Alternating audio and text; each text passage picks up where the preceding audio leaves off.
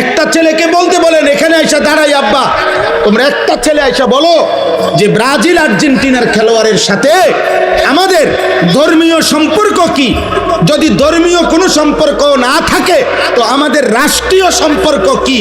বাংলাদেশের অর্থনীতি, সামাজিক, বাংলাদেশের উন্নতি, প্রগতি, আধুনিকতার জন্য শুধু মাতৃভূমির মায়াও যদি থাকে, একটা নাফরমান বল এটা এখানে দাঁড়ায় আর্জেন্টিনার ব্রাজিলের খেলোয়াড়ের সাথে আমাদের বাংলাদেশের উন্নতির কি সম্পর্ক বল? ইসলাম তো আছে নাই, রাষ্ট্রের বলেন, রাষ্ট্রের বলতে বলেন, এ দেশের উন্নয়নে কথা বলেন না, আমাদের সাথে ওদের কি কি লেনদেন বলেন আঙ্কেল, বলো না আব্বা। হ্যাঁ, একটা কথার বুঝায় কও যে একটা যুক্তি তো থাকবে। হুজুর, এই ফুটবল বিশ্বকাপে যদি আমরা ব্রাজিল এবং আর্জেন্টিনার পক্ষে ব্যাপক লাফাইতে পারি, বিনিময়ে ওই দেশের লোকেরা যদি আমাদের প্রতি সন্তুষ্ট হয়, তাহলে আমাদের দেশের রেমিটেন্স বেড়ে যাবে, আমাদের দেশের তেল বেড়ে যাবে, আমাদের দেশের উন্নতি বেড়ে যাবে। একটা কিছু তো হবে, সেটা কি বলো না আব্বা, বলো। কাতার বিশ্বকাপে প্রধান আলোচ্য বিষয় ছিল, আমরা স্পষ্ট পত্রিকায় দেখছি, এখনো পিছনে সার্চ দিলে পাওয়া যাবে, কাতার বিশ্বকাপে প্রধান আলোচ্য বিষয় ছিল মদের বোতল। কাতার সরকার আইন করছিল স্টেডিয়ামের ভিতরে মদের বোতল সরাসরি খাওয়া যাবে না। এটা নিয়ে সারা বিশ্ব, ইউরোপ তখন বিতর্ক করছিল যে না, এটা স্বাধীনতায় হস্তক্ষেপ, যেখানে অবাধে মদের বোতল। ব্রাজিল বিশ্বকাপের সময় সরকারি ওরা হিসাব দিছিল ওই দেশে যে যে পরিমাণ আয় হবে, রাষ্ট্রের আয়, এই আয়ের যে খাতগুলো দিছিল আমি নিজ চোখে দেখছি, সেই খাতের একটি খাত হলো যে পরিমাণ হোটেলে নারী ভাড়া দেওয়া হবে, যে পরিমাণ বেশ্যাবৃত্তি হবে, দেহ বিক্রি হবে, ওইখান থেকে রাষ্ট্র বিশাল বড় টাকা আয় হবে, ওইটা একটা বড় খাত। আমি এই চোখে, আমি দেশে থাকি, আমরা সাদের দেশে থাকি না, আমি জেনারেল লাইনে পড়ালেখা করা ছেলে, আমি কুমিল্লা ভিক্টোরিয়া কলেজ থেকে মাস্টার্স পাস করছি,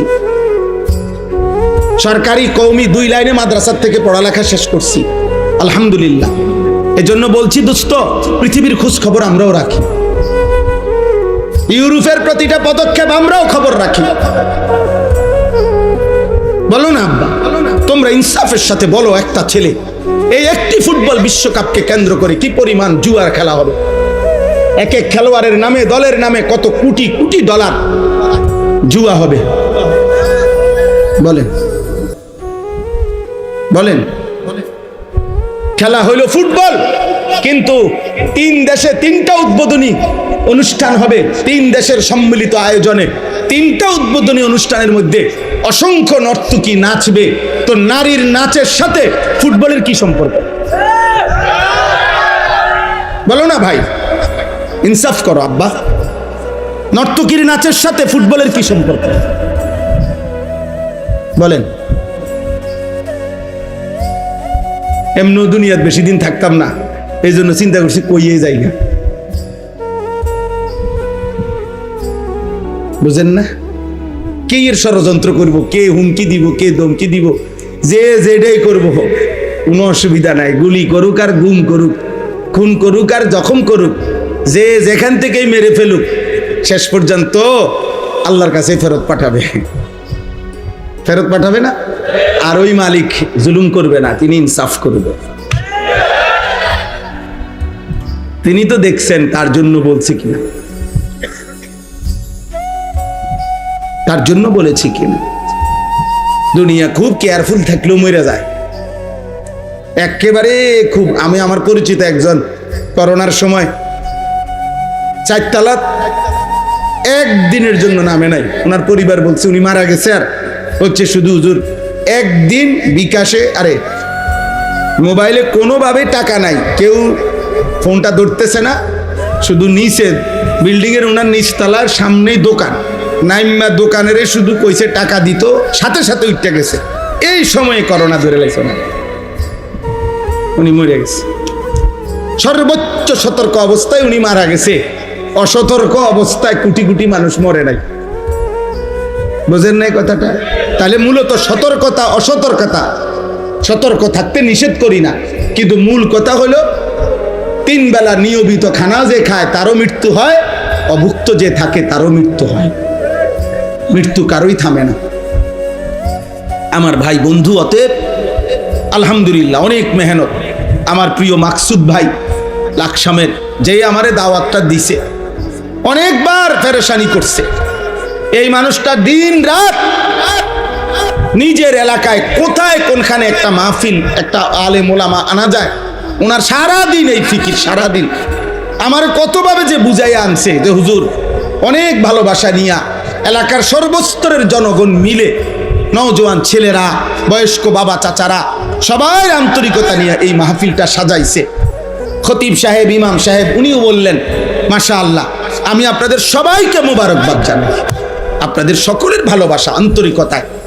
এই জন্য আমি শুধু এতটুকুই বলতে চাই, আমরা সবাই মিলে, আব্বা যারা বয়স্ক আছেন, বাবা আছেন, যারা অভিভাবক শ্রেণী আছেন, আপনারা যদি এই মানুষের পরিচর্যা না করেন, শুধু বিল্ডিং দালান, সোফা খাট ফার্নিচার, শুধু ছাদ ঢালাই, এই দুনিয়ার এই সম্পত্তির আসবাবের পরিচর্যা করিলে এই সমাজ নিরাপদ থাকবে না আব্বা, এই সমাজে বেঁচে থাকা কঠিন হবে। এই জন্য হাত জোর করে আল্লাহর কোরআন সামনে বললাম, মানুষের পরিচর্যা করেন। ছেলেটাকে ছেলে বা মানুষ বানান, মেয়েটাকে মানুষ বানান, ইনসান বানান, ইনসান, নট ইকোনমিক্যাল অ্যানিম্যাল। শুধু অর্থনৈতিক প্রাণী বানায়েন না, মানুষ বানান। এই কথার অর্থ হইল শুধু উপার্জন করতে পারে কোনো না কোনো ভাবে, শিক্ষার মাধ্যমে হোক অথবা না শিক্ষা হোক, কোনো না কোনো ভাবে পয়সা রোজগার করতে পারা, এটা যথেষ্ট না, এটা যথেষ্ট না। আমার ছেলে কামাই করে, এটা যথেষ্ট না। আমার মেয়ের জামাই রোজগার করে, এটা যথেষ্ট না। বরং ঈমান, ইসলাম, সিজদা, আখলাক, চরিত্র, হালাল হারাম, পাক নাফাক, পবিত্রতা অপবিত্রতা, 5 ওয়াক্ত নামাজ, বন্দিগি, এইটার নাম হচ্ছে মানুষ। এইটার নাম কি বলেন না? আখলাকের নাম মানুষ, গোলামির নাম মানুষ, আল্লাহর বন্দিগির নাম মানুষ। আর নাই তো শুধু উপার্জন করে, সে ইকোনমিক্যাল অ্যানিম্যাল, অর্থনৈতিক প্রাণী, সে শুধু উপার্জনকারী প্রাণী, যে শুধু রোজগার করে, উপার্জন করে কোনো না কোনো ভাবে, হয় পড়ালেখা করে নয়তো পড়ালেখা ছাড়া। কিন্তু মানুষ হওয়া ভিন্ন জিনিস, মানুষ হওয়া ভিন্ন জিনিস। কোরআনুল কারীম এই জন্য আল্লাহ তাআলা বলছেন পরিষ্কার, আপনি রাগ করলেও বলতে হবে, সুখ করলেও বলতে হবে। আল্লাহর কোরআনে আল্লাহ বলছে, যেই দিল আল্লাহকে নিয়ে ভাবে না, যেই কান আল্লাহর কথা শুনে না, যেই চোখ আল্লাহর আয়াত দেখে না, খুদার কসম আল্লাহ বলছে উলাইকা কাল আনআম, ওই মানুষগুলো জানোয়ার, জানোয়ার, জানোয়ার। আল্লাহ বলছে। আপনার প্রতিবাদ করার ইচ্ছা থাকলে কোরআনের সাথে কইরেন, আমার কোনো আপত্তি নেই। আপনার হিম্মত থাকলে আল্লাহর সাথে কথা বললেন, কিন্তু আল্লাহ পরিষ্কার বলছে, দিল যার আল্লাহকে নিয়ে ভাবে না, কান যার আল্লাহর কথা শুনে না, চোখ যার আল্লাহর আয়াত দেখে না, ও জানোয়ার। আল্লাহ বলছে ওয়াত্তাবা হাওয়াহু ফামাসালুহু কামাসালিল কালব। আল্লাহ বলছে মনের ইচ্ছে মতো যে চলে, মনের ইচ্ছে মতো যে চলে, খোদার কসম কোরআনের আয়াত, আল্লাহ বলছে তার জীবন কুত্তার জীবন। ফামাসালুহু কামাসালিল কালব, তার দৃষ্টান্ত, তার উদাহরণ কামাসালিল কালব, কুত্তার মতো। কালবুন মানে কুত্তা। মনের ইচ্ছা মতো চলে। তোমরা যারা 5 ওয়াক্ত নামাজ পড়ো না, তোমরা নিজের ইচ্ছায় না আল্লাহর ইচ্ছায় পড়ো না, কথা বলে না তো। আল্লাহ তাআলা বলে নিজের ইচ্ছায় যে চলে তার উদাহরণ কুত্তার মতো। 365 দিনে একদিনও ফজরের নামাজ পড়তে পারলা না, কারণটা কি আব্বা? আল্লাহকে এভাবে ভুলে যায় মানুষ, এভাবে ভুলে যায়। আহা, এই পৃথিবীর সাধারণ থেকে সাধারণও যদি কেউ কারো জন্য কোনো সুপারিশ করে, সে তো কথা জানতে চায়, কি বিষয়ে সুপারিশ করতাম, কি বলতাম, আপনি কদ্দুর আগ গাইছেন, আপনি কোনানে আইয়া বাজ্যা গেছেন, হ্যাঁ কাগজপত্র কি কি আছে। আমি আজকে একজন ডাক্তারকে বলছি, আমার বিবিরে ডাক্তার দেখাইতাম শনিবারে, আমার ঘনিষ্ঠ, উনি বলছে হুজুর গত 2-3 বছরে যত ডাক্তার দেখাইছেন এই বিষয়ে সবগুলো স্লিপ প্রেসক্রিপশন নিয়ে আইসেন। কথা বোঝেন নাই আমার? তো নবী সাল্লাল্লাহু আলাইহি সাল্লামের কাছে যেই উম্মত সুপারিশের জন্য যাইবে হাসরের ময়দানে, ইয়া রাসূলুল্লাহ আমি আনিসুর রহমান, এই যে আমার কাগজ ফাইল, আমার জন্য একটু সুপারিশ করেন। তো নবী সাল্লাল্লাহু আলাইহি সাল্লাম তাকায়া দেখবে 365 দিন খোদার এক বছরে একদিনও ফজরের নামাজ পড়ে নাই, 40 বছর টানা সুদ খাইছে, 40 বছর টানা বিড়ি সিগারেট খাইছে, 40 বছর টানা কথায় কথায় গালিগালাজ করছে, প্রতিদিন রঙিন টেলিভিশনে নর্তকীর ছবি দেখছে। এইভাবে লেখা আছে নামের নিচে আমল নামায়। আল্লাহর নবী তখন বলবেন, উম্মত, এই আমার উম্মত, এই শ্রেষ্ঠ নবীর উম্মত। আমি 23টা বছর তায়েফের পাথরের আঘাতে আমার সারা দেহ রক্তাক্ত হয়েছে। আমি এত রক্ত ঝরাইলাম যে আমার পায়ের জুতার সাথে পায়ের তালু রক্তে জমাট বাইদা খুলতে কষ্ট হয়েছে। 14 দিন টানা ক্ষুধার কষ্টে আমি পেটে 2টা পাথর বাঁধছি। 3 মাস আমার ঘরের চুলায়, খোদার কসম হাদিসে আছে, নবীর স্ত্রী আয়েশা বলছে রাদিয়াল্লাহু তাআলা আনহা, 3 মাস নবীর সংসারে টানা চুলায় কোনোদিন রান্না করা খাবার জোটে নাই। উহুদের দান করা শহীদে গর্তের মধ্যে এতটা সময় পড়েছিল যে নবীজি কাউকে ডাকতেও পারতেছিলেন না, কেউ খুঁজতেও পাচ্ছিলেন না। আল্লাহর নবী এভাবে আহত হয়ে রক্ত মাখা দেহ নিয়ে উহুদের প্রান্তরে পড়েছিলেন। নবী বলবেন, উম্মত, এই আমার তায়েফের রক্তের বিনিময়, এই আমার উহুদের দান শহীদ করার বিনিময়, এই আমার পেটে পাথর বাঁধা ক্ষুধার কষ্টের বিনিময়, এই আমল নামা। 60 বছর বয়সেও বিড়ি সিগারেট, 60 বছরের দাড়িওয়ালা বুড়া এখনো নর্তকীর নাচ, টেলিভিশনে চা দোকান, নাচ গান দেখা। আমি আল্লাহর সামনে এটা কেমনে সুপারিশ করি? বলেন না। নবীজির সুপারিশ মানে কি? আপনার গুনাহ মৃত্যু পর্যন্ত মজবুতির সাথে গুনাহ চলবে, এক সুতা আপনি নড়াচড়া করবেন না গুনার থেকে। আর নবী শুধু দাঁড়াইবেন আর নবী বেহেশতে ঢুকাবে, এটা নিয়ে সুপারিশ। কথা বলেন না কেন? বলেন, একজন মুসলমান বলেন, সুপারিশ বলতে কি বুঝছেন? সুপারিশ মানে তো আবেদন। সুপারিশ মানে কি গ্রহণ? কথা বলেন না কেন? সুপারিশ মানে মুক্তি, সুপারিশ মানে নাজাত, সুপারিশ মানে জান্নাতে ঢুকানো, সুপারিশ মানে আবেদন। আবেদন, কেউ যদি সুপারিশ করে এটা প্রমাণ করে আবেদন, এটা আবেদন করছে, গ্রহণ করা, অনুমোদন করার জন্য ভিন্ন আরেকজন আছে। কথা বলে না। তাহলে নবীজি কি করবে?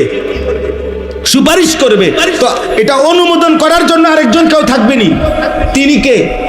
আরে বলেন না কে? তো নবীজি আবেদন করিলে, মনে করেন নবীজি আবেদন করার পর 1 কোটি মানুষ, সাপোজ আর কি 1 কোটি মানুষ আবেদন করছে, আল্লাহ তাআলা যদি বলে, বন্ধু আপনার আবেদনে ধরেন আমি একজন বাদে বাকি সবাইকে জান্নাত দিলাম, একজনকেই শুধু জাহান্নাম দিলাম, আর সেই একজন যদি হয় আনিসুর রহমান, তাহলে বাকি সবাই জান্নাতে গেলে আমার কি লাভ? কথা বুঝেন নাই আমার?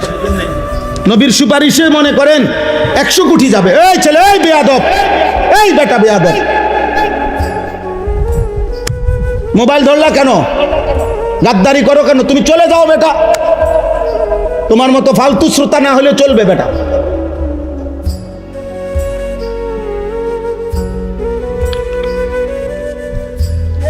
জি বাবা, আপনারা ধরে বুঝান আপনাদের ছেলেদেরকে, বলেন একটা লোক যদি, একজন, আরে ভাই একজন, আমি যদি জাহান্নামী হই, যারে আল্লাহ জাহান্নাম দিবে সে যদি আমি হই, বাকি সবাই যদি জান্নাতে যায়, আমার কি লাভ? কথা কন না, আমার কি লাভ?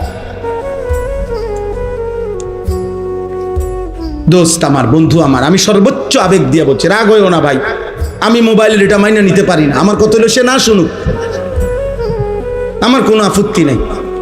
আমি জীবনভর আজকে আলহামদুলিল্লাহ আল্লাহর দয়ায় 22 বছরের এই ছোট্ট ওয়াজের জীবনে কখনো 10 জন মানুষের সামনে বয়ান করছি, কখনো 10,000 মানুষের সামনে বয়ান করছি, এটা কোনো বিষয় না।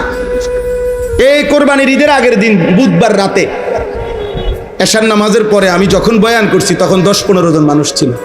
আমি বলে গেছি কম পক্ষে 1 ঘন্টা আল্লাহর কথা বলতে হবে, বন্ধ করা যাবে না। আমরা ইয়াকিন করি যে আমাদের দায়িত্ব শুধু কলিজার সবটুকু দিয়ে বলা, চূড়ান্ত ফয়সালা আল্লাহর হাতে। ফয়সালা কার হাতে? হেদায়েত দিবে কে? জীবন পরিবর্তন করবে কে?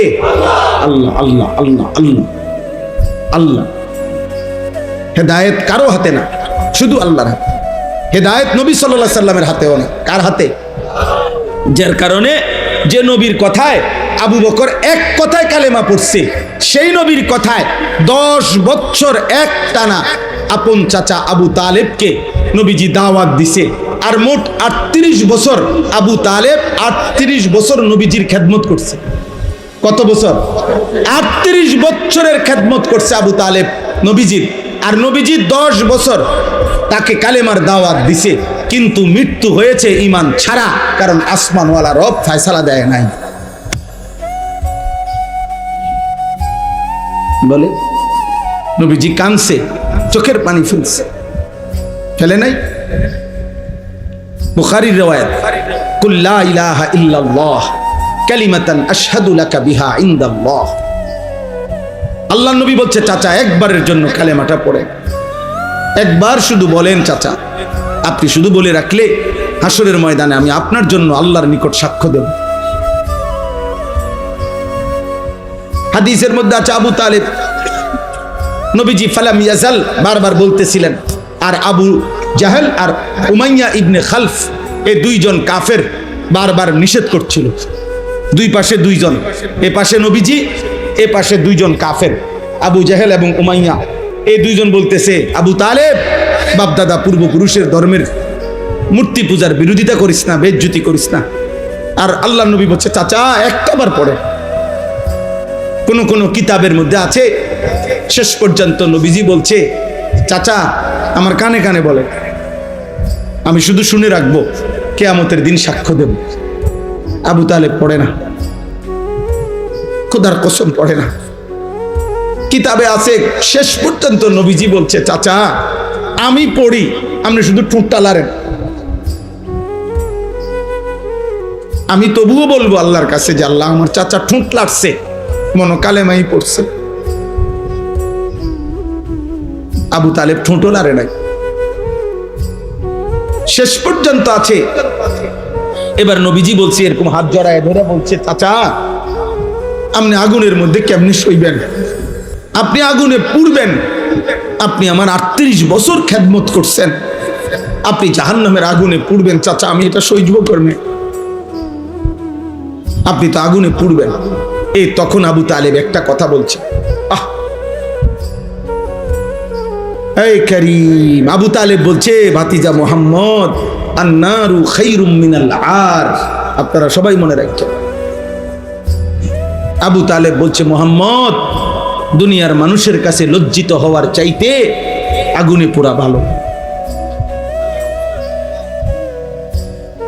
শুনছেন এমন কথা? আন্নারু খায়রুম মিনাল আর, কিতাবের আবার বলছে, মুহাম্মদ প্রয়োজনে জাহান্নামের আগুনে পুড়ব, কিন্তু সমাজের মানুষের কাছে বেজ্জতি হতে পারতেন। অসংখ্য বাবা মার হিসাব তো এটা। 3 দিন ধরে বিয়া বাড়িতে ডেকসেট বাজতে আছে। এবারটার কথা হইল, প্রয়োজনে হাসরের ময়দানে জাহান্নামের আগুনে পুড়মু, কিন্তু জিফুত নায়নাতুরের কাছে বেজ্জতি হতে পারতেন। ফুলাইনে শখ করছে, ফুলাইনে কি করছে? ফুলাইনে শখ করছে।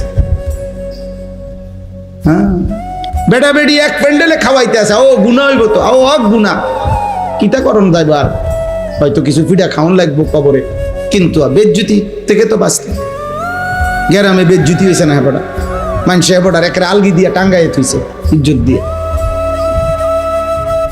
বুঝেন নাই কথা?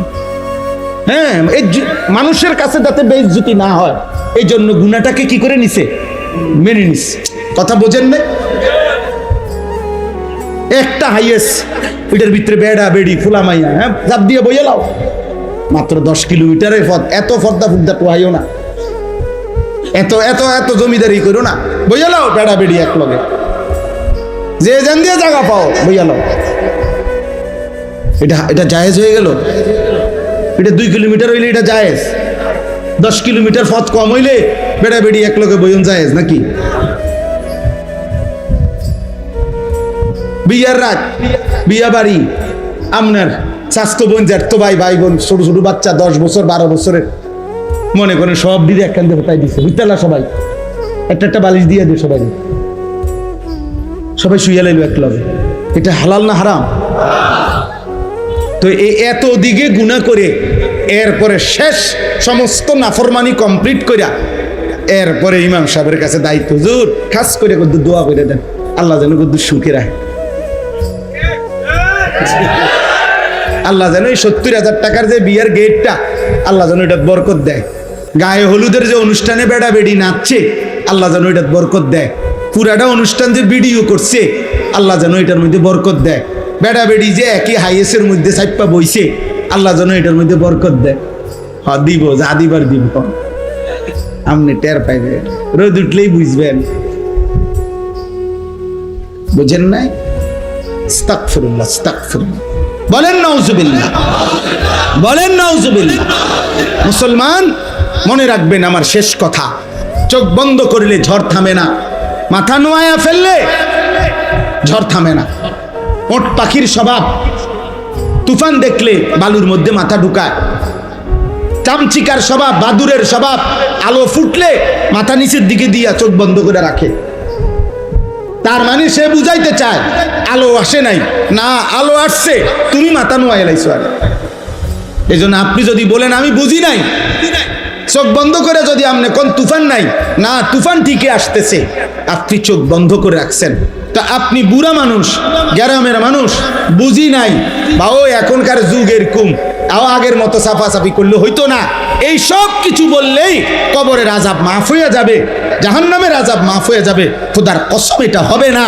ইমাম সাহেব আর মুক্তা দিয়ে, মুসল্লি আর হুজুরে, পাবলিকে আর জনগণে আমরা একত্র হইয়া গেলে কবরের আযাব মাফ হবে না। আমনে উনি আমারে কইলো, আমি ইমাম সাহেবরে কইলেন আমনে হুজুর বুঝেন তো অন কি আর এই যুগ আসেনি? হুজুরে কইলো আচ্ছা বুঝি তো, হ্যাঁ ঠিক আছে, আল্লাহ ভরসা চালাইয়া নেন। হ্যাঁ, ইমামে আর মুসল্লি মিল্লা গেলে আখেরাত ক্লিয়ার, ফিসাবে আর মুরিদে মিল্লা গেলে আখেরাত ক্লিয়ার।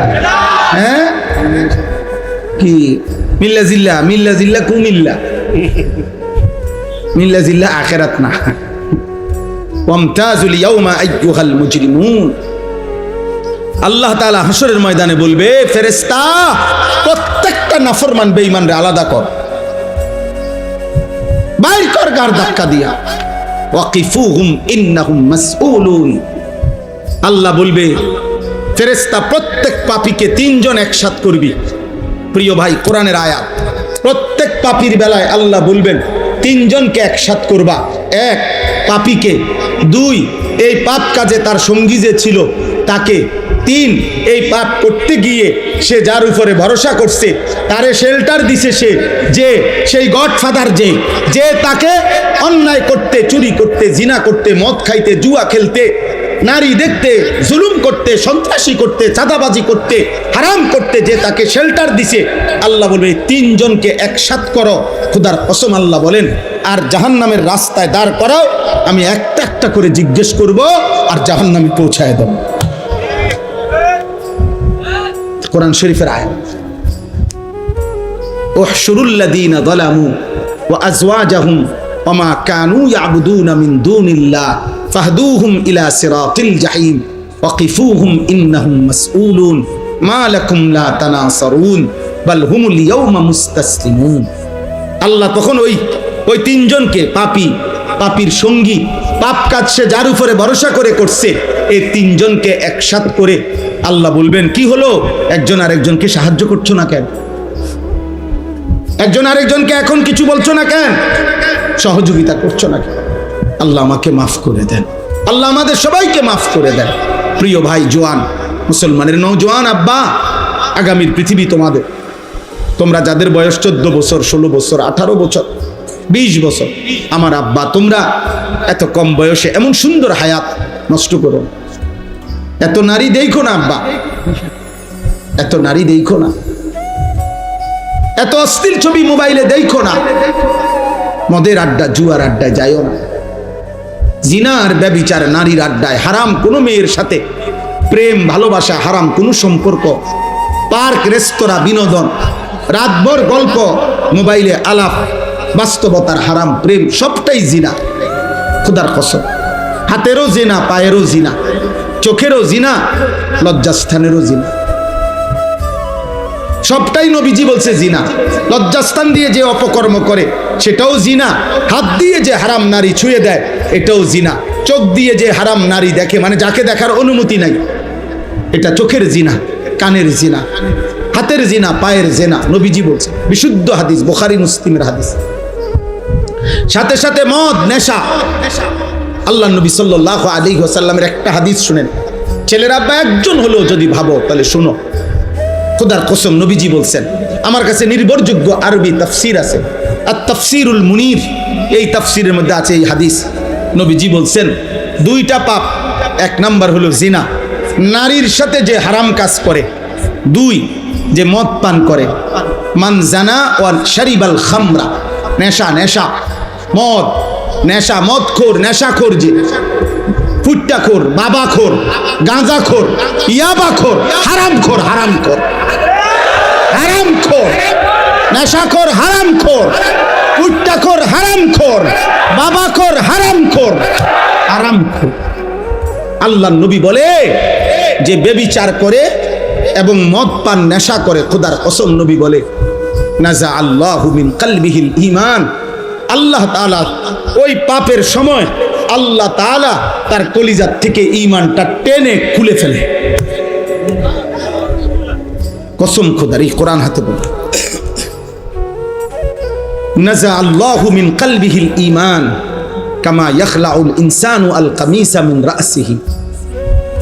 নবীজি বলেন, মানুষ যেমন তার গায়ের জামা খুলে ফেলে, ঠিক তেমনি ভাবে আল্লাহ তাআলা নেশাখোর আর নারীর সাথে যে অপকর্ম করে তার কলিজার থেকে ঈমান এভাবে খুলে ফেলে। কি সাংঘাতিক কথা বলো। এই ব্যভিচারীকে আল্লাহ যেন বলে, এদিকে ওয়েট, কই যাচ্ছ? বেডি দেখবা? উলঙ্গ ছবি, নর্তকী, জিনা, ব্যভিচার, হারাম নারীর আড্ডায়, ওয়েট, এক মিনিট। আল্লাহ যেন ডাক দিয়ে বলে, দাঁড়াও দাঁড়াও, আমার ঈমান আমারে দিয়া যাও, যা এবার বেঈমান যা।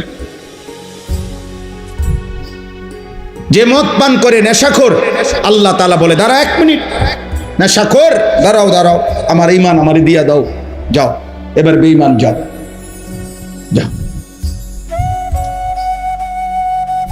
নবীজির একজন বিখ্যাত সাহাবী ছিল আবু দারদা। সাহাবাদের মধ্যে সবচেয়ে বেশি ইবাদত করতেন যিনি, আবু দারদা, সাইয়্যিদুজ যুহাদ, দুনিয়া বিমুখ আখিরাতমুখী সাহাবাদের মধ্যে যিনি সর্দার ছিলেন। ওনার নাম ছিল আবু দারদা রাদিয়াল্লাহু তাআলা। নবীজি ওনাকে 3টা ওসিয়ত করছিলেন। উনি নিজে বলছে, আমার বন্ধু, আমার নবী আমাকে 3টা ওসিয়ত করছে। 1 নাম্বার, লা তুশরিক বিল্লাহ ওয়া ইন কুত্তি'তা আও হুররিকতা। বলছে, আবু দারদা, যদি তোমাকে গলা কাইটা হত্যাও করে, যদি তোমাকে আগুনে পুড়িয়েও ফেলে, আল্লাহর সাথে শিরিক করো না। কি করো না? শিরিক করো। মাইরা ফেলুক আর পুরাইয়া ফেলুক, আল্লাহর সাথে শিরিক করো, আল্লাহর সাথে ভিন্ন কাউকে ডাইকো না, এক জাররা পরিমাণও আল্লাহর সাথে কাউকে মিলাইও না, আল্লাহর সাথে কাউকে মিলাইও না, ধর্মের নামেও না, অধর্মের নামেও না। কোন চাওয়া পাওয়া পূরণ হওয়ার জন্য পৃথিবীর কারো কাছে আল্লাহর সমকক্ষ মনে করে চেও না। মাখলুকের কাছে চাওয়া যায় না, চাইতে হয় শুধু কার কাছে? আল্লাহর কাছে, আল্লাহর কাছে। আল্লাহ আমাদেরকে বুঝার তৌফিক দান করে। 2 নাম্বার, লা তাতরুকিস সালাতা মুতাআম্মিদান মাকতুবাতান। কোন ফরজ নামাজ, ফজর, জোহর, আসর, মাগরিব, ইশা, জুমা, এরকম ফরজ নামাজ নবীজি বলছে ইচ্ছে করে ছেড়ে দিও না। ফামান তারাকাহা ফাকাদ কাফারা, যে ইচ্ছে করে ফরজ নামাজ ছেড়ে দেয়, মনে রেখো সে যেন কাফিরি হলো।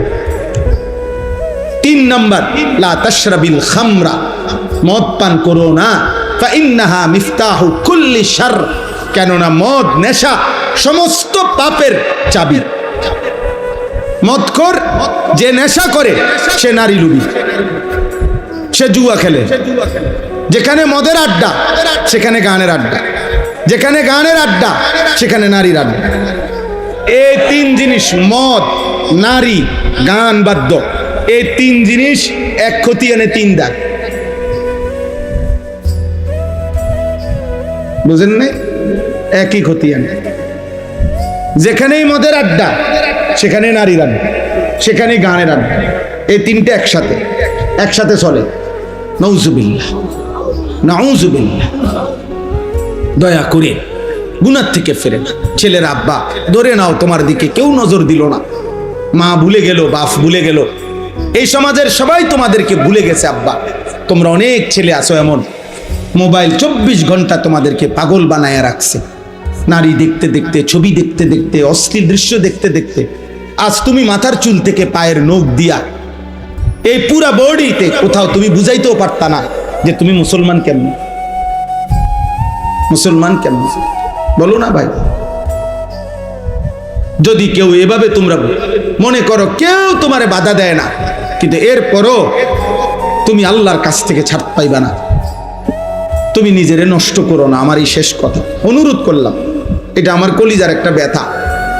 আমি ব্যক্তিগতভাবে মুসলমান কিশোর, যুবক, নওজোয়ান, তারা আল্লাহর দিকে ফিরুক, সবাই সবার জায়গায় পড়ুক, আমার মানা নাই। স্কুলে পড়ো, কলেজে পড়ো, ইউনিভার্সিটিতে পড়ো, কোনো অসুবিধা নেই, কিন্তু আল্লাহকে ভুলো, নামাজকে ভুলো না, হালাল হারামকে ভুললো না। আমরা মুসলমান, আমরা মুসলমান। এটা আমাদের প্রথম পরিচয়, এটা আমাদের শ্রেষ্ঠ পরিচয়, এটা আমাদের প্রকৃত পরিচয়, এটা আমাদের শেষ পরিচয়।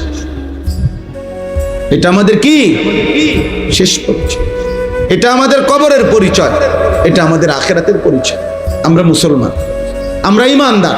আমাদের আল্লাহ আছেন, আমাদের নবী সাল্লাল্লাহু আলাইহি সাল্লাম আছেন, আমাদের কোরআন আছে, আমাদের ইসলাম আছে। এই চারটেই শ্রেষ্ঠ।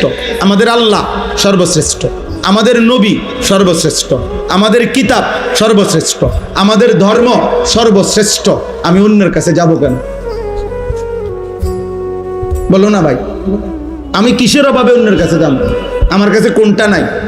এই চারটার কোনো একটাই আমাদের চাইতে বেশি কারো কাছে আছে? হিন্দুদের কাছে, বৌদ্ধদের কাছে, ইহুদিদের কাছে, খ্রিস্টানদের কাছে, নাস্তিক মুরতাদদের কাছে। তাইলে আমরা অন্যের কাছে যাব কেন?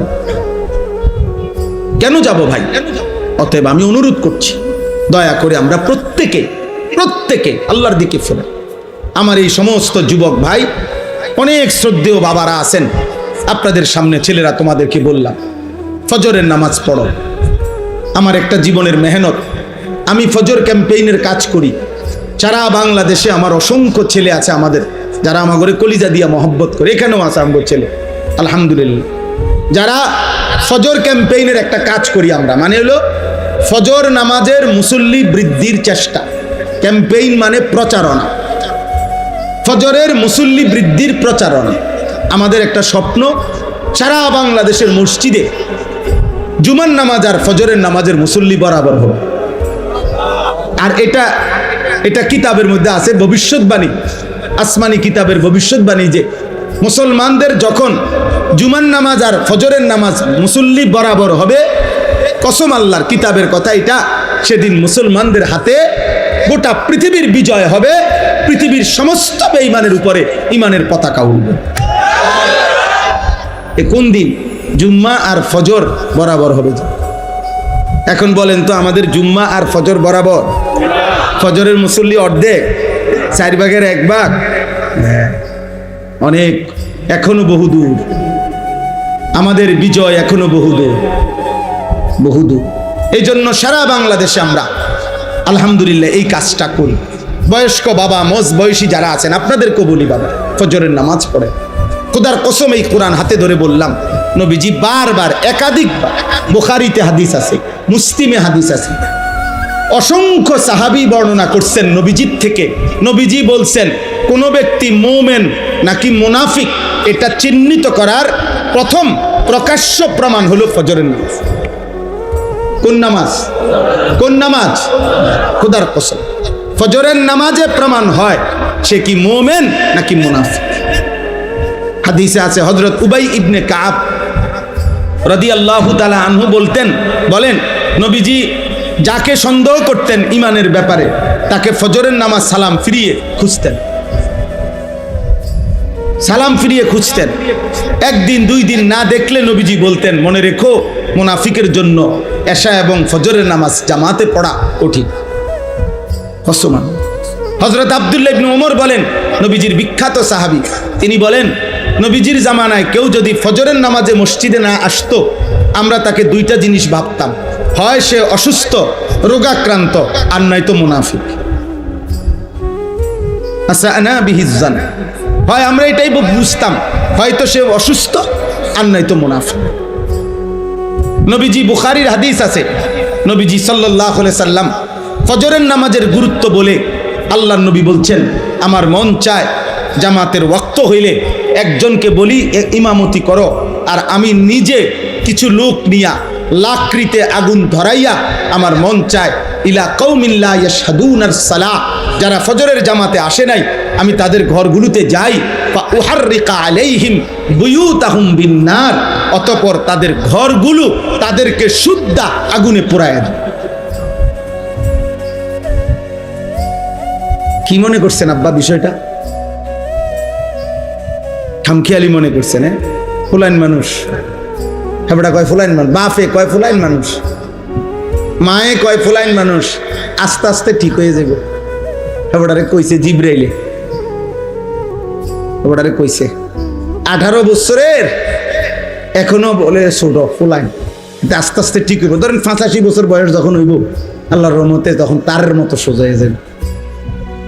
কারণ তখন তার শরীরে আড্ডি গুড্ডি গিরাগাড়ি জোড়াজারি সব ছেড়ে দিছে, তখন সোজা না হইয়ার উপায় আছে নি? হ্যাঁ, এটা নিয়ে সোজা হওয়া। তাইলে আস্তে আস্তে ফেলে রাখলে, অযত্নে অবহেলায়, মনে রাখবেন কোনো জিনিস অযত্নে অবহেলায় ঠিক হয় না, নষ্ট হয়। লোহাও যদি মাটির উপরে ফেলে রাখে, মাটি লোহা হয় না, লোহা মাটি হয়ে যায়। এজন্য উপযুক্ত সন্তানও যদি অযত্নে অবহেলায়, পরিচর্যাহীন, ঈমান আমল আখলাকের নজরদারি শক্তভাবে যদি না ধরে রাখেন, তাইলে আস্তে আস্তে অসৎ বন্ধু, অসৎ চরিত্রহীন আর মোবাইলের আসক্তিতে একদিন নষ্ট হয়ে পচা গলা দুর্গন্ধ ছুটবে, দুর্গন্ধ ছুটবে। আমার ভাই, অতএব ফজরের নামাজ আলহামদুলিল্লাহ, আপনারা যারা এই কি যেন নাম আপনাদের, এটা বাকড্ডা সামাজিক উন্নয়ন ফাউন্ডেশন, আপনাদের অনেকের গায়ে সুন্দর গেঞ্জি দেখছি। আপনারা এই গেঞ্জি পড়ুয়া সবাই আপনাদের ফাউন্ডেশনের যারা মুরব্বী আছে, আপনাদেরকে নিয়ে নওজোয়ান ভাই তোমরা ফজরের কাজ করো। আমি একটা তোমাদেরকে বললাম যে কাজটা কি, একদম সহজ কাজ, সহজ বুদ্ধি। একজন ছেলে, যুবক, কিশোর সিদ্ধান্ত নিবে, আমি ফজরের নামাজ জামাতে পড়ব, আমার একজন বন্ধুকে ফজরের জন্য জাগাবো, এর দূরে আমাকে কাম, আমি ডাকবো তাকে, সে ডাকবে আমাকে। দুই দোস্ত পরস্পর সমঝোতা করে নিবে, বন্ধু তুমি আগে উঠলে আমার উঠাইও, আমি আগে উঠলে তোমারে উঠাইব। ইনশাআল্লাহ কোরআনের বক্তব্য দ্বারা বোঝা যায় দুই বন্ধু একজন আরেকজনকে নেক কাজে সহযোগিতা করবে।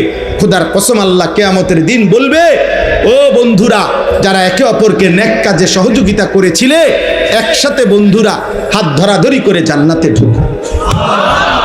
কোরআন শরীফের আয়াত, উদখুলুল জান্নাতা আনতুম ওয়া আজওয়াজুকুম তুহবারুন। নেক কাজের বন্ধুরা একে অপরকে হাত ধরাধরি করে জান্নাতে ঢুকবে। এই জন্য এটা আমি অনুরোধ রই। আলহামদুলিল্লাহ, তোমরা এলাকা কোথায়? কোথায়? নানঝাটিয়া। নানঝাটিয়া, এখানে ওরা দাঁড়াও, দাঁড়াও, তোমরা দাঁড়াও, পাশে দিয়ে নিন। এই দেখেন, এই এরাও আমাদের এই ফজর ক্যাম্পেইনের কাজ করে।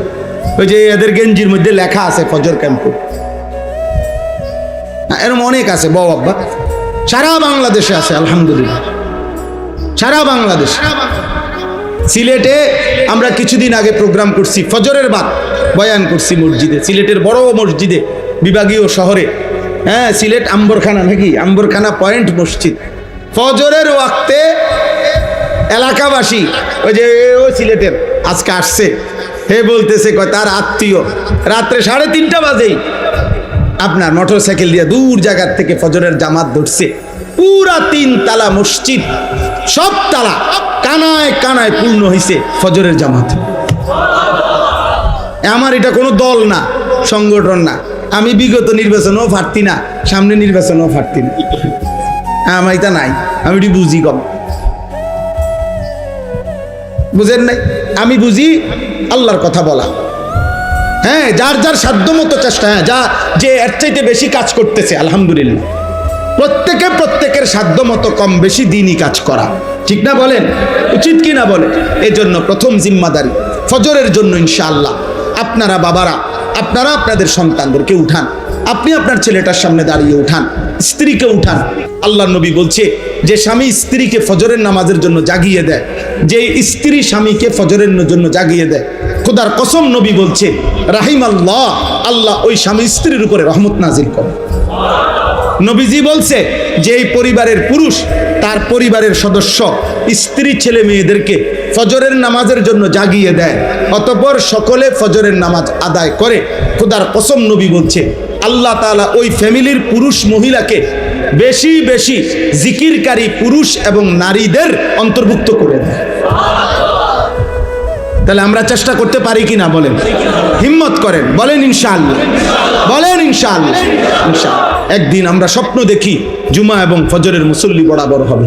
হয়তো আমরা থাকবো না, হয়তো আমরা থাকবো না, হয়তো 30 বছর পরে হবে, হয়তো 50 বছর পরে হবে। একদিন সত্যি সত্যি দাজ্জাল আসবে, একদিন সত্যি সত্যি মাহাদি আসবে, একদিন ঈসা নবী আসমান থেকে নেমে আসবে, চূড়ান্ত লড়াই হবে, পৃথিবীময় জিহাদ হবে, মাহাদির নেতৃত্বে যুদ্ধ হবে, আর শেষ পর্যন্ত দাজ্জাল এবং তার অনুসারীরা পরাজিত হয়ে গোটা পৃথিবীময় কালেমার পতাকা উড়বেই উড়বে, উড়বেই উড়বে, উড়বেই।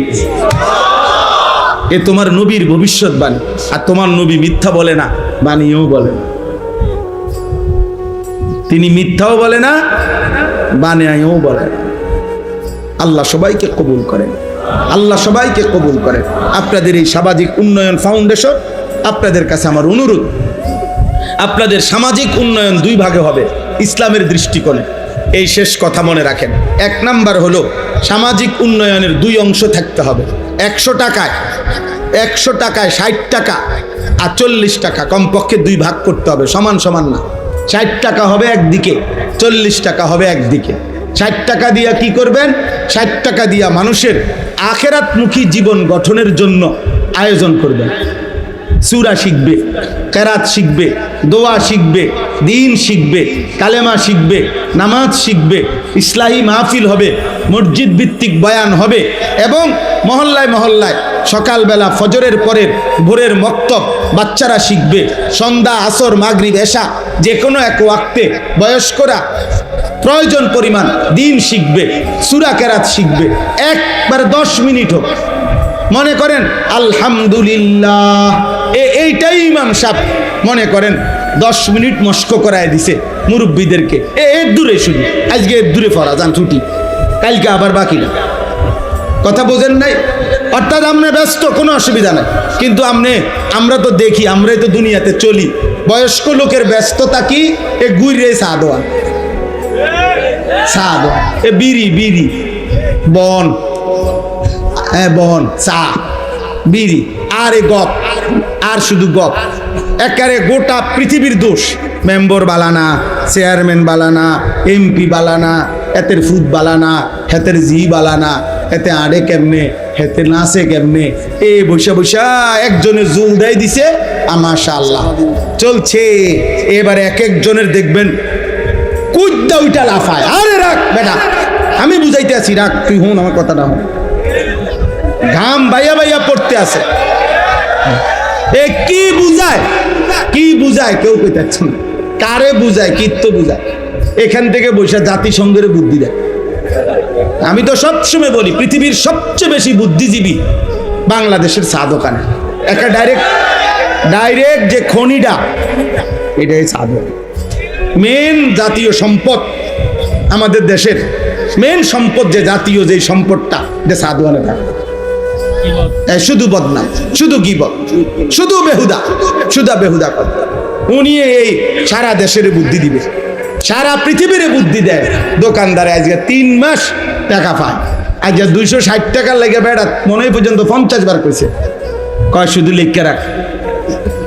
দোকানদারের কয় শুধু লেখারে বুদ্ধি দেয় জাতিসংঘে। আপনি এত বুদ্ধির কি দরকার চাচা? আপনি টাকা না দিয়ে লাগবেন বেটা, আপনি বেহুদা বুদ্ধি দেন কেন? এগুলা ফালতু কাজ কিনা বলেন? এই সময়টা জিকির করলে, একবার সুবহানাল্লাহ পড়লে, খোদার কসম নবী বলছে উহুদ পাহাড়ের চাইতে ভারী নেকি হয়। একবার আলহামদুলিল্লাহ পড়লে উহুদ পাহাড়ের চাইতে ভারী নেকি হয়। একবার সুবহানাল্লাহ পড়লে জান্নাতে একটা খেজুর গাছ রোপণ হয়। নবীজি বলছে একবার পড়লে, আপনি 1000 বার পড়েন, আপনি 100 বার পড়েন, আপনি আল্লাহর কোরআন। হুজুর বুড়া মানুষ, আমি আগের মতো বয়স নাই, আচ্ছা ধরে নিলাম নাই, আপনি এক শব্দ পড়তে পারতেন না, কথাটা বলেন না। আপনি এদুর কন আলহামদুলিল্লাহ বলেন তো, আলহামদুলিল্লাহ আলহামদুলিল্লাহ, এইটাই মনে করেন 10 বার বলে ছুটি। আপনি এদুর পড়তে এদুর সময়ও নাই, এদুর শৈলেও কুলাইতো না আপনার। তা এইভাবেও যদি 6 মাস পড়তেন তাইলেও দেখা গেছে 4টা সূরা 5টা সূরা আত্তাহিয়াতু দুরূদ শরীফ ঠিকা হয়ে যেত না। ওটার শৈল চলে না। আখেরাতের কথা বললে না হুজুর ওনার কইয়া লাভ নাই, এই বয়স নাই, না নাই আগের এই বয়স নাই, ও এই নাই। কিন্তু মাশাআল্লাহ ভাত খাইছে এই মাত্র, আবার আপেল, মালটা, চা, বন সব চলছে পরপর। এই বয়সটা আছে, শুধু এই আলহামদুলিল্লাহ পড়ার বয়সটা নাই। মাশাআল্লাহ ভাতের থালার বয়স পুরা আছে, এখানে কোনো বুড়া। এই জন্য বয়স্ক লোক রাগ হইয়েন না, আপনাদেরকেও বললাম আপনারা দিন শিখেন, আপনারা আপনাদের ছেলেদেরকে উৎসাহিত করেন এই সামাজিক উন্নয়ন ফাউন্ডেশনের ভাইদের কাছে। তাহলে আমার প্রথম আবদার হলো 4 টাকা খরচ হবে আখিরাতমুখী জীবন গঠনে। বলেন কিসে? 40 টাকা ব্যয় হবে মানুষের দুনিয়াবি প্রয়োজনে, অর্থাৎ গরিব, অসহায়, নিরন্ন, বঞ্চিত, এতিম, দুস্থ, অসুস্থ, হ্যাঁ এই জাতীয় সামাজিক কল্যাণে ব্যয় হবে। এটা হলো 40 টাকা, মানে দ্বিতীয় কাজ। প্রথম কাজ মানুষের আখিরাতের জীবনের উন্নয়ন। এই জন্য দুটোটাই করা একটি ইসলামী সামাজিক সংগঠনের দায়িত্ব। আল্লাহ আমাদেরকে বুঝার তৌফিক দান করেন। আপনাদের কাছে শেষ কথা হলো, আমি ব্যক্তিগতভাবে আমার মাদ্রাসায় কুমিল্লা ক্যান্টনমেন্ট ময়নামতি সাহেবের বাজার, ওই মাদ্রাসা আজকে 11 বছর আলহামদুলিল্লাহ। আমার সেই মাদ্রাসায় এখন 534 জন ছাত্র আছে, 34 জন শিক্ষক কর্মচারী আছে। আজকে 11 বছর রানিং মাদ্রাসা, আলহামদুলিল্লাহ মাদ্রাসা চলতেছে। তো আমার একটা জীবনের স্বপ্ন, মুসলিম কিশোর যুবক নওজোয়ান স্কুলে পড়ুক, কলেজে পড়ুক, ইউনিভার্সিটিতে পড়ুক এবং সাধারণ শ্রেণী মুসলমান যে কোনো বয়সী বছরের যেই কোনো দিন যেটুকু সময় যার আছে আমাদের ওই মাদ্রাসায় যাবে, দিন শিখবে। অজু, নামাজ, সূরা, কেরাত, দোয়া, কালাম, রুকু, সেজদা, এই আশা নিয়ে আমরা একটা বড় জায়গা কিনছি। 115.5 শতক, 1 একর 15.5 শতক জায়গা কুমিল্লা ক্যান্টনমেন্টের পাশে আমরা এটা কিনছি। 2,67,00,000 টাকা এই জায়গাটার দাম। উদ্দেশ্য হইল এটাই যে মুসলমান যে আসবে যখন দিন শিখবে তখন, যার সময় যতক্ষণ দিন শিখবে ততক্ষণ। এই আশায় যে আমরা আজকে 2 বছর ভাঙ্গা ভাঙ্গা ফাঁকে ফাঁকে মাদ্রাসার বন্ধকালীন সময়ে স্কুল কলেজের ছেলেদের জন্য দিন শিখার আয়োজন করি। আগামী 13 তারিখ এই মাসের 13ই জুন দ্বিতীয় শনিবার, প্রত্যেক মাসের দ্বিতীয় শনিবার আমাদের মাদ্রাসায় মাসিক মাহফিল হয়। তো এই মাসের প্রোগ্রামে 13ই জুন সকাল 8টা থেকে রাত 9টা পর্যন্ত, এশা পর্যন্ত ধারাবাহিক 30 বছরের নিচে স্কুল কলেজ ইউনিভার্সিটির ছেলেদের জন্য এই দিন শিক্ষা তারবিয়াতি কোর্স হবে। 8টা থেকে 1টা 15 পর্যন্ত অজু, নামাজ, সূরা, কেরাত, দোয়া, কালাম শিখানো হবে। আমাদের মোট বড় ছাত্র হাফেজ এবং উস্তাদ মিলে 100 জন মুআল্লিম আছে প্রশিক্ষণপ্রাপ্ত এই কাজটার জন্য। আমাদের নির্ধারিত সিলেবাস আছে, ছোট সূরা, কেরাত শিখাই আমরা। আর জোহরের পরে 2:30টা থেকে এশা পর্যন্ত নসিহত হবে। আমার শায়েখ আল্লামা মুফতি মুশতাকুন নবী কাসিমি হুজুর বয়ান করবেন এবং মাগরিবের পরে আমাদের বাংলাদেশের জননন্দিত বক্তা আল্লামা মুফতি আরিফ বিন হাবিব দামাত বারাকাতুহুম হযরত ইনশাআল্লাহ বয়ান করবেন, এবং আমি নিজেও আল্লাহ হায়াতে বাঁচাইলে থাকবো। যুবক ভাই, তোমাদের কাছে অনুরোধ, যার সুযোগ হয় আমাদের ওই মাদ্রাসায় যাওয়ার চেষ্টা করবেন। গাড়ি ভাড়া দিয়ে যাবেন, গাড়ি ভাড়া দিয়ে আসবেন, শুধু এতটুকুই, সকালের নাস্তা, দুপুরের খাবার, রাতের খানা আল্লাহ চাহে তো ইনশাআল্লাহ এটা আমাদের জিম্মাদার, আমরাই খাওয়াবো, কোনো টাকা টুকা কিচ্ছু দিতে হবে না, শুধু দিন শিখবেন। আর একটা আবেদন, আমরা একটা কাগজ, একটা হ্যান্ডবিল সারা বাংলাদেশে দেই। এই হ্যান্ডবিলটা একটা আবেদন, আমার ওই মাদ্রাসার 2,67,00,000 টাকার এই জমিতে এক নামাজের মুসল্লা জায় নামাজ পরিমাণ জমির দাম 4,200 টাকা। তো আমরা এই কাগজটার মধ্যে এই আবেদনটা আছে, বিকাশ নাম্বার আছে, অ্যাকাউন্ট নাম্বার আছে। যদি কারো পছন্দ হয়, মহব্বত হয়, সুযোগ হয়, কারো উপরে কোনো জবরদস্তি নাই, সাফাসাফি নাই, কোনো আল্লাহর বান্দা যদি ভালো পায়, তাইলে আমাদের মাদ্রাসায় 4,200 টাকা ওই জমিতে দিলে আপনি এক নামাজের মুসল্লা পরিমাণ টাকা দিলেন, আপনি সদকায়ে জারিয়াত সওয়াব পাইতে থাকবেন। যদি সুযোগ হয় আমাদের এই কাগজটা নিলেন, নিয়ে এটার মধ্যে অ্যাকাউন্ট নাম্বার, বিকাশ নাম্বার আছে, এবং কাগজের অপর পিঠে প্রত্যেক মাসের দ্বিতীয় শনিবার আমাদের যেই মাসিক ইসলাহি মাহফিল হয় ওইটার তারিখ দেওয়া আছে। যাদের সুযোগ হয় প্রতি মাসের দ্বিতীয় শনিবার মাসিক মাহফিলে যাবেন। আমাদের যেই মাকসুদ ভাই এখানে অনেক সাথী নিয়া প্রত্যেক মাসে উনি যায়, ওনার সাথে অনেক ছেলে পেলে নিয়ে উনি আমাদের মজলিসে যায়। আমার শায়েখ আল্লামা মুফতি মুশতাকুন নবী কাসেমি হজরতের মাদ্রাসায় প্রতি মাসের শেষ শনিবার সুদন্যপুর, কুমিল্লা, কোটবাড়ি, সেখানেও মাসিক মাহফিল হয়। যাওয়ার সুযোগ আছে, আপনারা যাওয়ার চেষ্টা করবেন। আপনাদের কাছে আমার অনুরোধ, আজকে এই মাহফিল, এই মসজিদ, এই মাদ্রাসা আল্লাহ যেন কবুল করে। আপনারা সবাই দোয়া করেন যে এই বাচ্চাটাকে হাফেজে কোরআন হিসাবে পাগড়ি দেওয়া হলো, আল্লাহ তাকে জগৎ বাছা হাফেজ আলেম হিসাবে কবুল করেন। এলাকার অনেক শ্রদ্ধেয় ব্যক্তিবর্গ, মেহমান, আপনারা এই লম্বা গরমে কষ্ট করে এখানে বসেছিলেন, আল্লাহ আপনাদেরকে উত্তম বিনিময় দান করেন। বাবা, চাচা, বয়স্ক, দাদা, আমার কথায় রাগ হইয়েন না। প্রত্যেকের কাছে অনুরোধ, আব্বা যার যার জায়গায় নিজের এবং অধীনস্থদের আখিরাতের ফিকির আরেকটু করেন। আবারও বলছি, শেষ কথা, মানুষের পরিচর্যা করেন, মানুষের পরিচর্যা করেন, শুধু ঘর, দালান, বিল্ডিং, আসবাবপত্রের নয়, বরং মানুষের। কিসের বলেন না? এক কথায় মানুষের চাষ করেন, মানুষের চাষ। মানুষ বানান, ইনসান বানান, আখিরাত শিখান। আল্লাহ তাআলা তৌফিক দান করেন।